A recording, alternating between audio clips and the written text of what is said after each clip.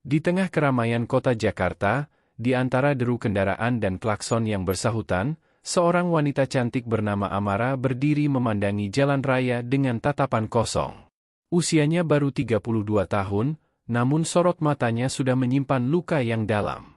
Amara adalah seorang janda kaya, mewarisi perusahaan besar dari suaminya yang meninggal dalam kecelakaan pesawat 3 tahun lalu. Meski hidupnya bergelimang harta, Amara merasa hatinya hampa. Setiap pria yang mendekatinya hanya tertarik pada hartanya, bukan pada dirinya. Ia muak dengan lelaki bermulut manis yang ujung-ujungnya hanya ingin memanfaatkan kekayaannya. Pernah suatu kali ia mencoba membuka hati untuk seorang pengusaha muda, namun akhirnya pria itu ketahuan selingkuh dengan sekretarisnya sendiri sambil merencanakan bagaimana cara menguasai saham Amara.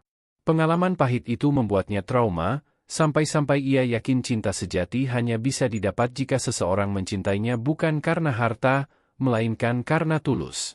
Hari itu, Amara nekat melakukan sesuatu yang gila. Ia berdandan sederhana, mengenakan baju lusuh, lalu menyamar dengan rambut terurai acak-acakan. Ia pura-pura lumpuh, duduk di kursi roda bekas yang ia dapatkan dari yayasan panti. Dengan penuh keyakinan, ia mengarahkan kursi rodanya ke tepi jalan raya yang padat. Rencananya sederhana namun berisiko, ia ingin menjatuhkan dirinya di tepi jalan, melihat siapa yang benar-benar akan menolongnya tanpa tahu siapa dirinya sebenarnya. Amara ingin mencari lelaki yang tidak hanya melihat kecantikannya, apalagi hartanya, tapi seseorang yang rela berhenti dari hiruk-pikuk kehidupannya hanya untuk mengulurkan tangan dengan tulus. Ketika ia mendorong kursi roda itu ke trotoar, jantungnya berdegup kencang. Orang-orang berlalu lalang, sebagian memandang sekilas namun tidak peduli. Apakah benar masih ada orang baik di dunia ini? Batinnya bergetar. Amara mengatur napas, lalu dengan sengaja ia miringkan tubuhnya hingga kursi rodanya terguling. Tubuhnya jatuh ke aspal panas, tas lusuhnya terlempar ke jalan, hampir terserempet motor yang melaju kencang. Suasana mendadak gaduh, beberapa orang hanya berhenti sebentar lalu melanjutkan perjalanan. Ada yang menoleh, ada yang bergumam kasihan, tapi tidak ada yang benar-benar menolong. Amara merasa dadanya sesak. Ia hampir putus asa, berpikir mungkin orang-orang sudah kehilangan rasa peduli. Namun tiba-tiba, dari kejauhan, seorang pemuda dengan seragam sederhana ojek online menghentikan motornya mendadak.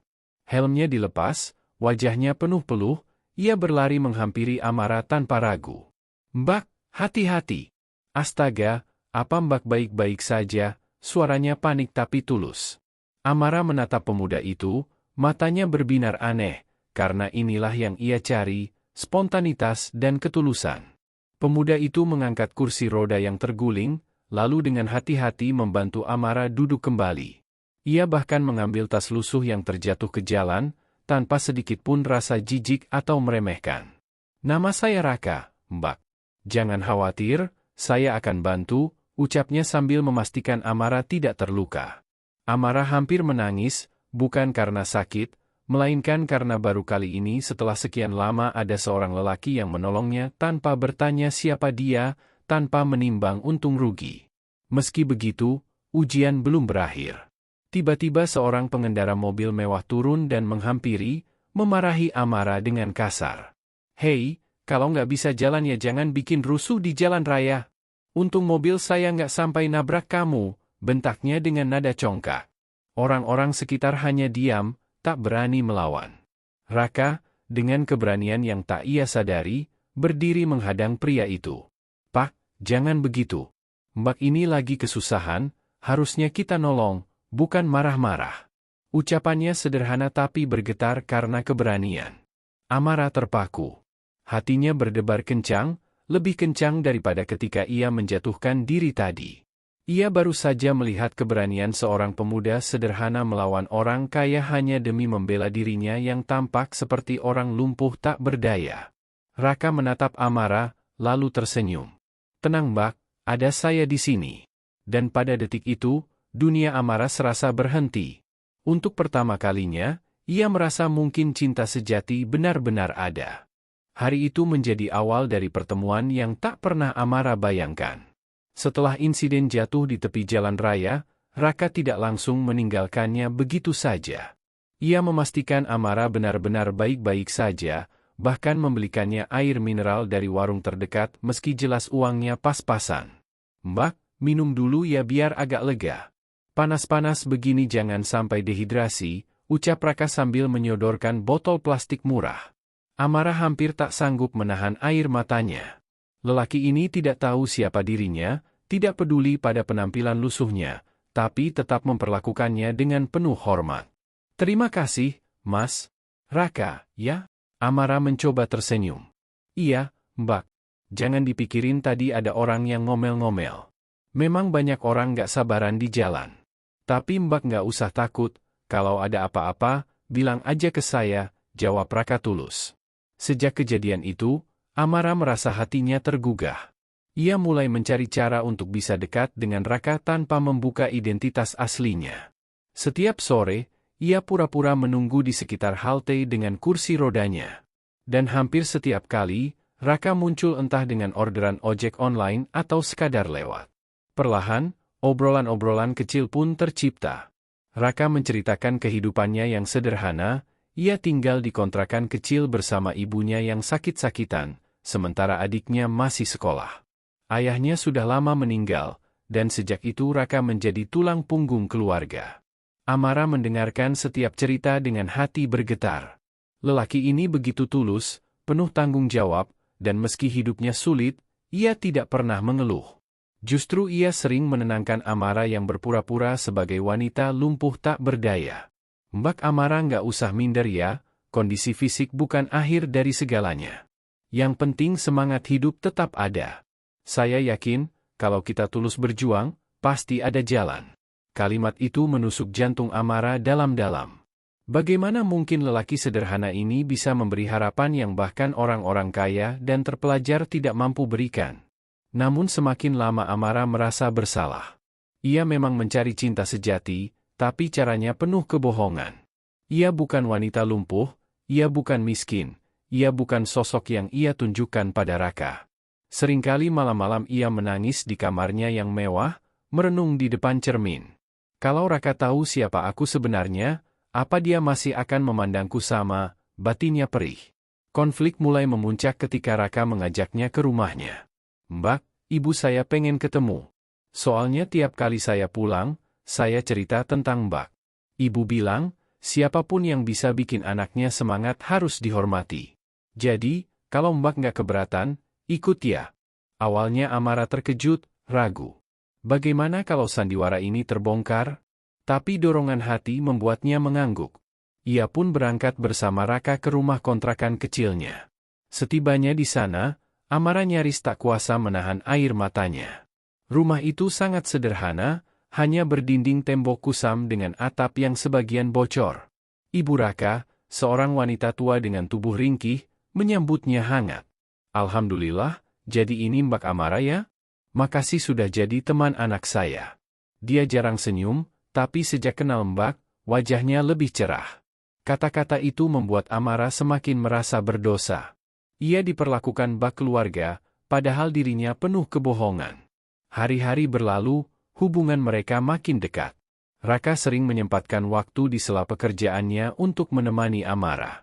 Bahkan suatu sore, di tepi kali kecil dekat kontrakan, Raka berkata dengan suara bergetar, "Mbak, boleh jujur nggak? Saya tahu saya ini cuma tukang ojek, nggak punya apa-apa.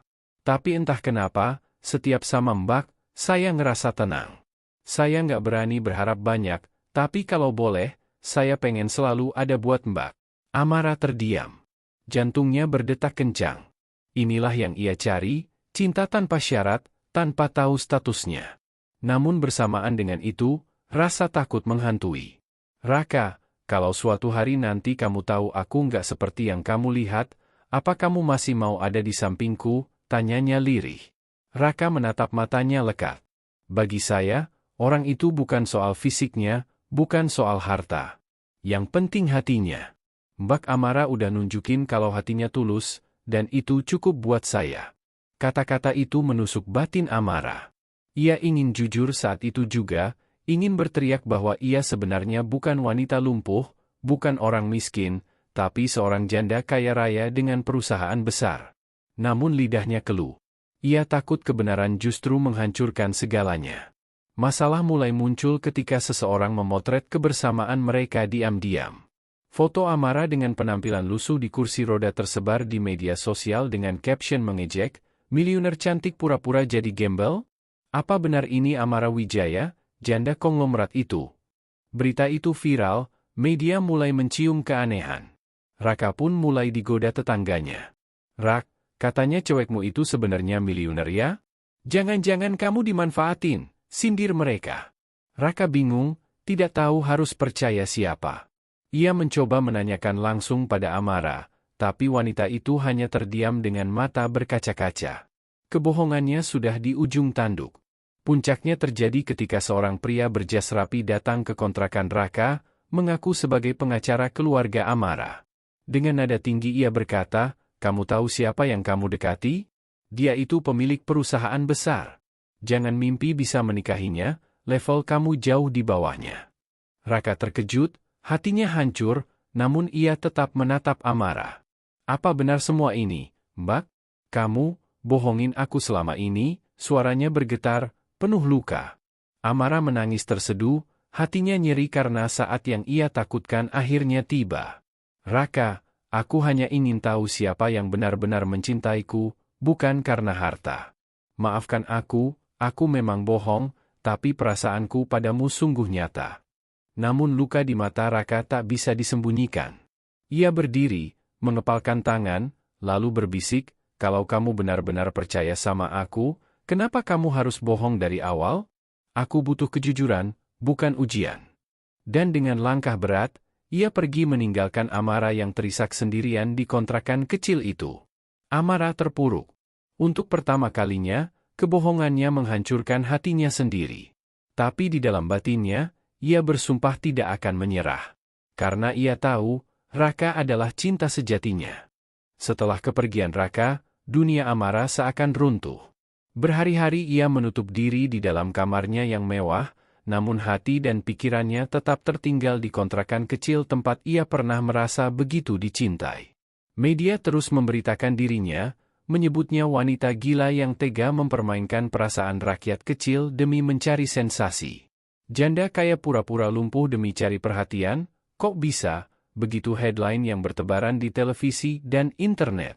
Reputasi Amara hancur, para sahabat palsunya menjauh, pengusaha yang dulu mengaguminya kini menertawakan.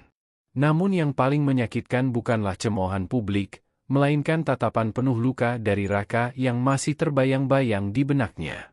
Amara tahu ia salah, ia menipu dengan dalih ingin mencari ketulusan. Tapi ia juga yakin, perasaannya pada Raka adalah yang paling tulus dalam hidupnya. Malam demi malam ia menatap foto Raka yang ia simpan diam-diam, menangis sambil berdoa, "Tuhan, kalau benar cinta itu ada, jangan biarkan aku kehilangannya. Aku rela kehilangan segalanya, asal tidak kehilangan dia." Di sisi lain, Raka pun tidak hidup tenang. Meski kecewa dan marah, hatinya tetap merindukan Amara. Ia berusaha menghapus kenangan, tapi wajah Amara, senyumnya, bahkan cara tangisnya yang lirih selalu menghantuinya. Ibunya bahkan berkata, "Nak, kalau hatimu masih terpaut pada dia, jangan keras kepala. Kadang orang kaya memang punya cara aneh untuk menguji kita.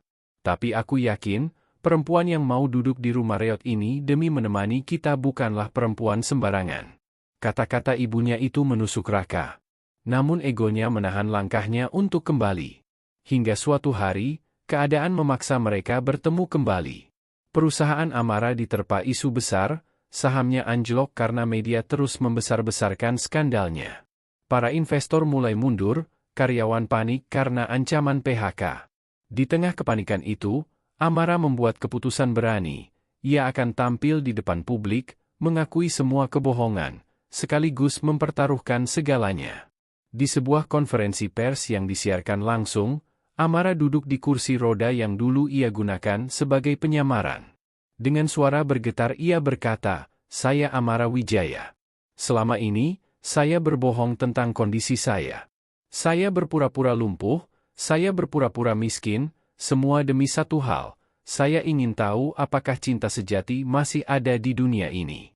Saya muak dengan lelaki yang hanya melihat harta saya.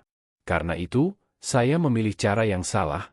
Saya menipu seorang pria baik, pria sederhana yang tidak tahu siapa saya sebenarnya. Tapi ketahuilah, perasaan saya padanya nyata. Saya mencintainya, lebih dari apapun yang saya miliki. Jika dunia ingin menghukum saya, silakan. Tapi tolong, jangan salahkan dia. Kesalahan ini murni milik saya. Ruangan hening, wartawan terdiam, sebagian justru terharu. Ucapan Amara menyebar luas, mengundang simpati banyak orang yang sebelumnya mencemooh. Dia jujur, dia berani mengaku salah, begitu komentar netizen yang mulai berbalik mendukung. Dan di antara kerumunan, tanpa diduga, Raka hadir. Ia berdiri di belakang ruangan, menatap Amara dengan mata berkaca-kaca. Saat Amara menunduk, pasrah menghadapi reaksi publik, suara berat Raka terdengar lantang, "Kalau memang yang kamu cari itu cinta sejati, kenapa kamu nggak percayain aja hatimu padaku dari awal?" Semua kamera berbalik, sorotan lampu jatuh ke wajah Raka.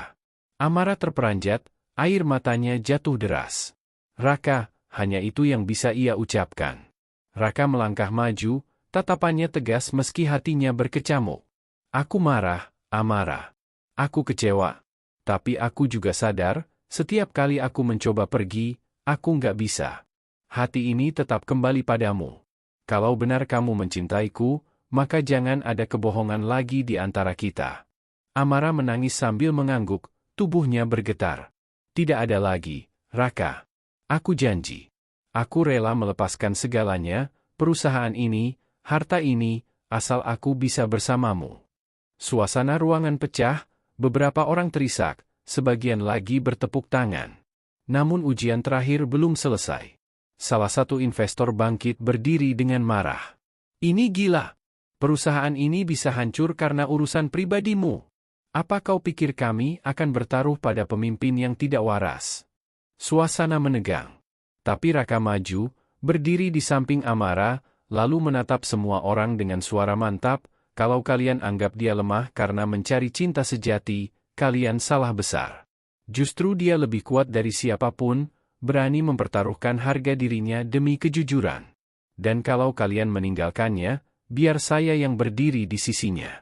Karena bagi saya, harta bisa hilang, tapi cinta tulus tidak akan pernah tergantikan." Kata-kata Raka mengguncang hati semua yang hadir. Netizen yang menonton siaran langsung pun banjir komentar dukungan. Nama Amara yang semula dicaci kini menjadi trending dengan pujian. Wanita pemberani, janda cantik yang rela jatuh demi cinta sejati. Beberapa bulan kemudian, keadaan perlahan membaik. Investor yang benar-benar setia tetap tinggal, perusahaan bangkit kembali dengan kepemimpinan Amara yang lebih tegas dan jujur.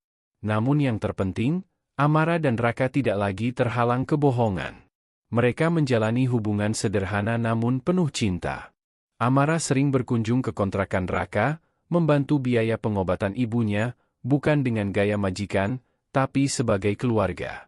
Suatu sore, di tempat mereka pertama kali bertemu, tepi jalan raya yang penuh deru kendaraan, Raka berlutut dengan sederhana, hanya dengan cincin perak murah di tangannya. "Amara, aku nggak bisa janji akan kasih kamu dunia. Tapi aku janji akan kasih kamu hati yang nggak pernah meninggalkanmu. Kamu mau jadi pendamping hidupku?" Air mata Amara tumpah deras. Ia tidak peduli cincin itu murah, ia tidak peduli dunia menilai apa. Baginya, inilah yang selama ini ia cari, cinta sejati yang lahir dari ketulusan, bukan dari harta. Dengan suara bergetar ia menjawab, "Ya, Raka, aku mau." Dan di tengah hiruk-pikuk jalan raya, di antara orang-orang yang menoleh, Amara dan Raka berpelukan erat. Untuk pertama kalinya dalam hidupnya, Amara merasa benar-benar merdeka. Ia tak lagi menjadi janda kaya yang kesepian, ia kini seorang wanita yang akhirnya menemukan cintanya yang sejati.